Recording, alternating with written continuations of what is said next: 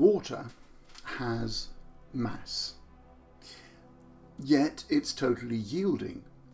So its trigram has yang on the inside and either side is yin. It has a fixed volume. It can take any shape you choose to pour it into, but it will keep its content of volume. And like an argument with facts and solid logic to back it up, it can be explained or proposed in many ways, but it has detailed arguments. It can be patient and wait. It has clear boundaries, although it's flexible. So a great philosophical or political idea has content, and it can wait for the right opening. Like a river that is dammed, it can wait until the way of least resistance opens up. Indeed, most of the great ideas have been developed and written down years, often hundreds of years, before there was a way for them to flow. And in a way, this is the great secret. See, sometime 70 to 45,000 years ago, people first started imagining things that they couldn't see, and then made them happen. Every new invention, development, every created thing or system was first created in the mind of a person like you.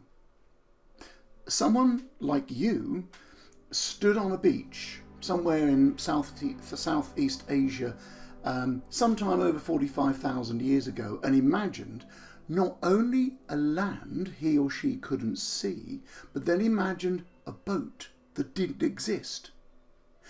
Then they made it happen and found Australia. Our intentions need to be as clear and precise as possible, like a blueprint. Let me quote the writer to the Hebrews in the New Testament. He said, faith is the substantiation of things hoped for. Now, hope here means almost literally a blueprint. You can't build from a rough sketch or ask a craftsman or a builder to make what you want if you only have a vague daydream about how it should look. You don't need to know all the skills and trade secrets of the craftsman. You can leave that to them. Don't second guess them. Don't think, I don't know, how that detail can be made, so I'll reduce the scope of my hope, my intention. No. The more detail, the better. Just trust that the builder know their job. Okay. Now, your blueprint of what you hope for is like the water for the seeds of thought that you hope to grow. This is your clear intention. It is the blueprint for the garden you plan. It is what seeds that you will grow into. Keep looking to where you want to go. Bring your future into the present by feeling as if you have it. And your unconscious brain will find in your environment everything you need to create this future. We tend to think that cause precedes effect, but in this area, the system works back to front. You create the gratitude, and the thing you are grateful for will be revealed to you. Gratitude is the expression of faith or trust that the thing, as described in your blueprint, your hope, will happen or be made solid, made real. That's literally what substantiation means in this instance. It means to be made solid. So hence faith makes real the things hoped for, or the blueprint that you've created. If you don't know where you are going, every road leads to nowhere. Now, new scenarios tend to be treated by the brain as a potential threat, and we can therefore initiate the sympathetic nervous system, the fight or flight response. But if you've seen the image of your future in your imagination, then it isn't a new scenario. It's familiar and welcome. So a joyful, confident, content you is a new scenario. It isn't just bad or dangerous possible futures that we find scary. Even good outcomes, if they're sufficiently different, we will find them threatening. All of the unknown is scary. These new jobs, houses, marriages, babies, etc., even though we want them, are still stressful.